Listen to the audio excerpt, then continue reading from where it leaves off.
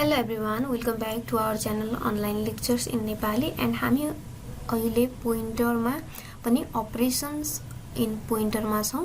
अब operation in पोइन्टरमा हामीले हाम्रो प्रिभियस भिडियोमा के अपरेसन परफर्म गर्न सकिन्छ, के अपरेसन परफर्म गर्न सकिदैन पोइन्टरमा एन्ड इन्क्रिमेन्ट डिक्रिमेन्टको बारेमा हेर्यौं। देन हामीसँग यसमा छ एडिसन एन्ड सबट्र्याक्सन अपरेसन। अब एडिसन एन्ड सबट्र्याक्सन अपरेसनको बारेमा अब अगाडि जानुभन्दा अगाडि हामी चाहिँ पहिला यसलाई केही हेरौं एक्जाम्पलको थ्रुबाट।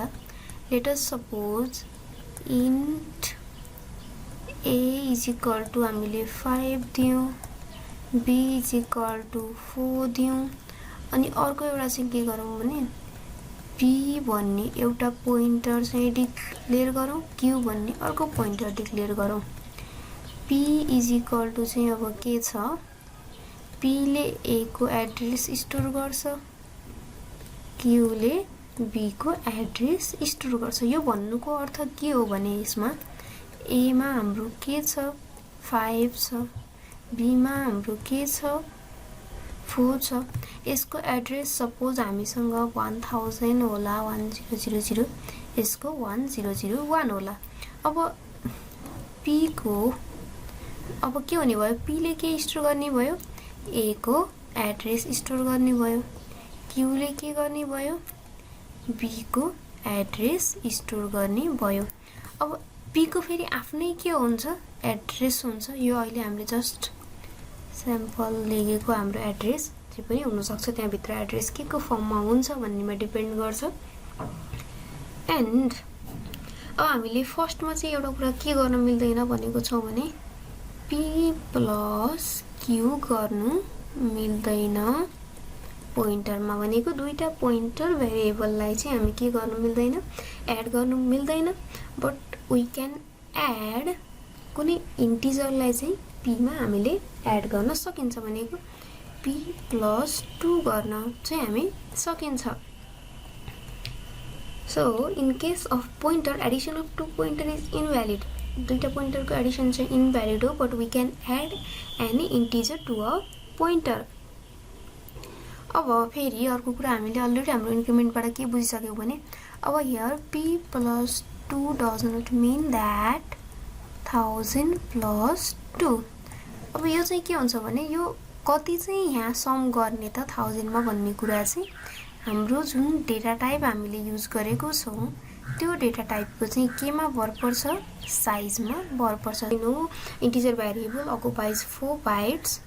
देन अब हाम्रो चाहिँ यहाँ इन्टिजरको केस छ भने प्लस 1 गर्यौं भने 100 प्लस 4 हुन्छ, प्लस 2 गर्यौं भने 2 into 4 हुन्छ, 1000 प्लस 2 into 4 हुन्छ। सो फर्मुला चाहिँ अब के हुन्छ भने p प्लस हामीलाई जति इन्टिजर दिएको छ त्यो integer into size of data type हुन्छ।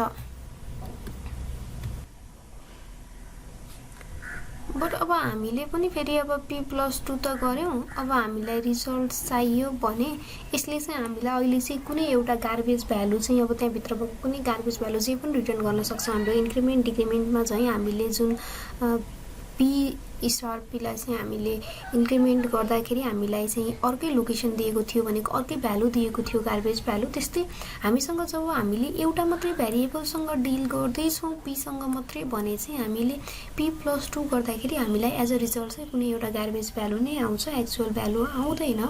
तर अब एरेहरूको केसमा चाहिँ मोस्टली युज हुन्छ त्यो यो केसहरु। अनि अब सबट्र्याक्सनको केसमा नै सेम हुन्छ। अब माइनस हामीले कतिले सबट्र्याक्ट गरेको छ भन्ने कुरा हेरिन्छ। सो अब p माइनस 1 इन्टु त्यो डेटा टाइपको चाहिँ साइजमा चाहिँ डिपेन्ड गर्छ। अरु सबै कुरा भनेको सबट्र्याक्सनको केसमा नै सेम हो, तर सबट्र्याक्सनको केसमा चाहिँ सबट्र्याक्सन अफ पोइन्टर टु पोइन्टर चाहिँ भ्यालिड हुन्छ भनेर भनेको छ। सो अब यसको थ्योरीतिर हामी गयौं भने addition of an integer to पोइन्टरमा के छ भने अब हामीले यहाँ हेरौं addition of an integer to pointer is allowed भनेर भनेको छ। भनेको अब पोइन्टर टु पोइन्टर अलाउ हुँदैन, तर एनी इन्टिजर टु पोइन्टर चाहिँ अलाउ हुन्छ। And the result is like the increment operator with any difference being the increase in memory location by an integer number in given. भनेको integer number जति दिएको छ त्यसलाई चाहिँ केले मल्टिप्लाई गर्छ, डेटा टाइपमा चाहिँ के गर्छ, डिफाइन गर्छ। अब यो चाहिँ सेम लाइक इन्क्रिमेन्ट अपरेटर हुन्छ, तर यन चाहिँ कति छ त्यसको आधारमा डिपेन्ड गर्छ भनेको छ। यहाँ हाम्रो एक्जाम्पल छ, अब 5 छ यसको भ्यालु, p+2 छ भने अब चाहिँ 8 बाइटले चाहिँ इन्क्रिज हुने भयो। सब्ट्र्याक्सनको केसमा छ भने यही जुन हाम्रो भ्यालु थियो यो चाहिँ p-2 गरेको भए के हुन्थ्यो, 8 बाइट्सले चाहिँ सब्ट्र्याक्ट हुन्थ्यो। अब एक्जाम्पल गरेर हेरौँ हामी यसको पनि।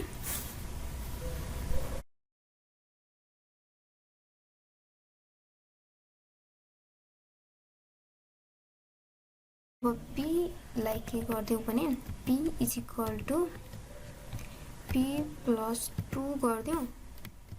एन्ड देन अब हामीले यो रन गऱ्यौँ भने हामीलाई यसले चाहिँ के दियो, 72 थियो, 2 गऱ्यौँ, 82 × 8 इन्टिजर चाहिँ 4 बाइट्सको हो। सो यसले चाहिँ 2 × 4 गर्दाखेरि 8ले चाहिँ 72बाट 80 बनाएर दियो। बट अब हामीले भ्यालु प्रिन्ट गर्थ्यौँ यसको केसमा भने चाहिँ हामीलाई के आउँछ, त्यो भ्यालु चाहिँ गार्बेज नै आउँछ, किनकि त्यो मेमोरीमा अहिले हामीसँग केही भ्यालु छ के छैन। बट यदिको केस हुन्थ्यो भने हामीसँग धेरै डाटाहरू हुन्थ्यो, +4 अथवा +8 जे गर्दा पनि त्यहाँ पनि कुनै भ्यालु स्टोर भएको हुन सक्थ्यो। सो त्यो केसमा चाहिँ हामीलाई त्यसले भ्यालु दिन सक्थ्यो। यहाँ त एडिसन भन्नु पर्यो, actual value pre after Edison भयो।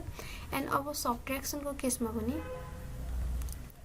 हामी के गरौँ, p is equal to p-2 गरौँ।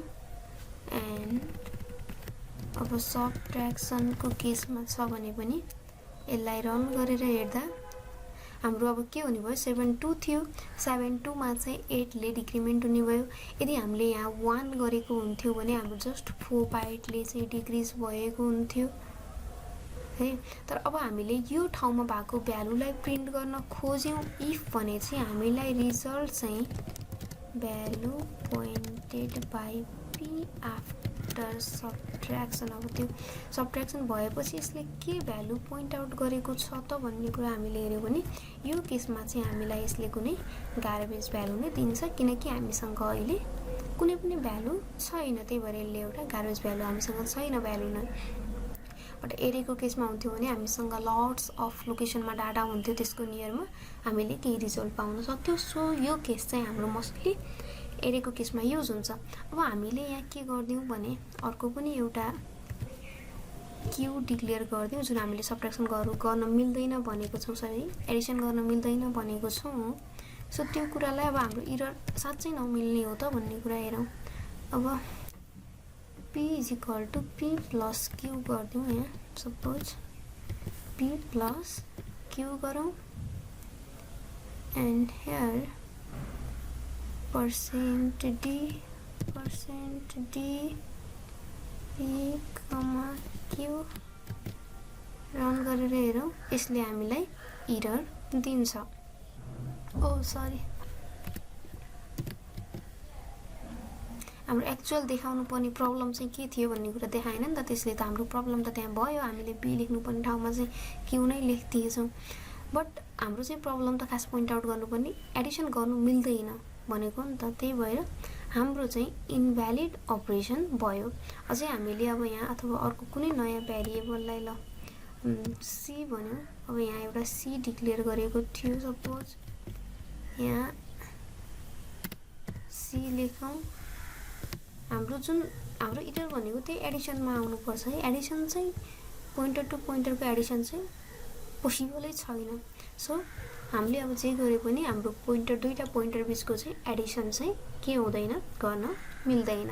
त्यो हाम्रो पोइन्टरमा यो operation perform we can not पर्फर्ममै थियो। अब सब्ट्र्याक्सनको केस हेरौँ, p-q हेरौँ, सब्ट्र्याक्सन चाहिँ भयो।